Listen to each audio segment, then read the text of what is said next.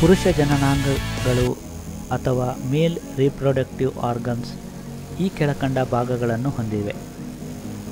ಒಂದು ಜೊತೆ ವೃಷಣಗಳು, ಎಪಿಡಿಡೆಮಿಸ್ ಮತ್ತು ವೀರ್ಯನಾಳ, ವೀರ್ಯ ಕೋಶಿಕಗಳು ಮತ್ತು ಪ್ರಾಸ್ಟ್ರೇಟ್ ಗ್ರಂಥಿಗಳು ಹಾಗೂ ಶಿಶ್ನ. 2 ವೃಷಣಗಳು ವೃಷಣಶೀಲದಲ್ಲಿದ್ದು ಅಸಂಖ್ಯಾತ ಅತಿ ಸೂಕ್ಷ್ಮ ವೀರ್ಯಾಣುಗಳನ್ನು ಅಥವಾ ಸ್ಪರ್ಮ್ಗಳನ್ನು ಉತ್ಪಾದಿಸಿ ಸಂಗ್ರಹಿಸುತ್ತದೆ. ವೃಷಣವು ಸ್ರವಿಸುವ ಟೆಸ್ಟೋಸ್ಟಿರಾನ್ ಎಂಬ ಹಾರ್ಮೋನು ವೀರ್ಯಾಣುಗಳ ಸಹಜ ಬೆಳವಣಿಗೆಗೆ ಸಹಾಯಕವಾಗಿದೆ.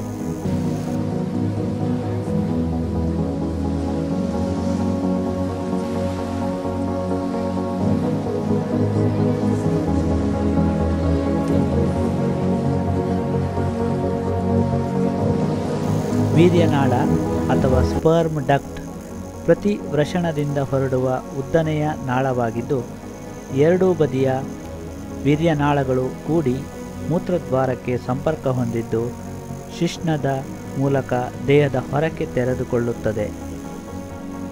ಸಹಾಯಕ ಗ್ರಂಥಿಗಳಾಗಿರುವ ವೀರ್ಯಕೋಶಿಕಗಳು ಮತ್ತು ಪ್ರೋಸ್ಟ್ರೇಟ್ ಗ್ರಂಥಿಗಳು ಸ್ರವಿಸುವ ಬಿಳಿ ದ್ರವವನ್ನು ವೀರ್ಯದ್ರವ ಅಥವಾ ಸೆಮೈನಲ್ ಫ್ಲೂಯಿಡ್ ಎನ್ನುತ್ತೇವೆ. ವೀರ್ಯಾಣು ಮತ್ತು ವೀರ್ಯದ್ರವ ಸೇರಿ ವೀರ್ಯ ಅಥವಾ ಸೆಮೆನ್ ಎನಿಸಿಕೊಳ್ಳುತ್ತದೆ. ಶಿಶ್ನ ಅಥವಾ ಪೆನಿಸ್ ಎಂಬುದು ಸ್ನಾಯುವಿನಿಂದ ಕೂಡಿದ ರಚನೆಯಾಗಿದ್ದು, ವೀರ್ಯಾಣುಗಳನ್ನು ಸ್ತ್ರೀ ಸಂತಾನೋತ್ಪತ್ತಿ ವ್ಯೂಹದೊಳಗೆ ಸೇರಿಸಲು ಬಳಸಲ್ಪಡುತ್ತದೆ.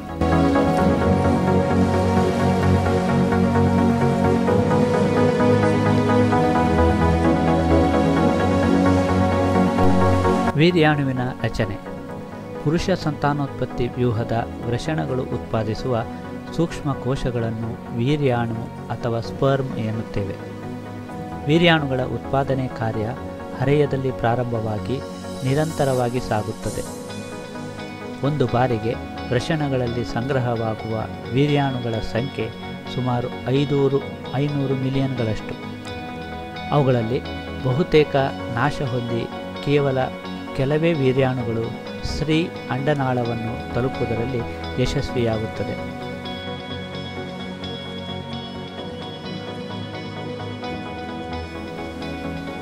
ಅಂಡನಾಳದಲ್ಲಿ ಅಥವಾ ಫೆಲೋಪಿಯನ್ ನಾಳದಲ್ಲಿ ಕಾಯುತ್ತಿರುವ ಅಂಡಾಣುವಿನ ಬಳಿಗೆ ಕೆಲವು ವೀರ್ಯಾಣುಗಳು ಯಶಸ್ವಿಯಾಗಿ ತಲುಪುತ್ತವೆಯಾದರೂ ಕೊನೆಗೆ ನಿಷೇಚನ ಕ್ರಿಯೆಯಲ್ಲಿ ಭಾಗವಹಿಸುವುದು ಒಂದೇ ಒಂದು ವೀರ್ಯಾಣು ಮಾತ್ರ.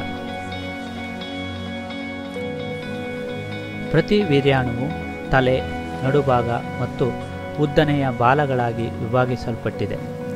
ತಲೆಯು ಅಂಡಾಕಾರವಾಗಿದ್ದು, ಉದ್ದನೆಯ ಬಾಲವು ಈಜಲು ಸಹಾಯಕವಾಗಿದೆ. ಒಂದು ವೀರ್ಯಾಣುವಿನ ಜೀವಿತಾವಧಿಯು ಸುಮಾರು 5 ರಿಂದ 7 ದಿನಗಳು.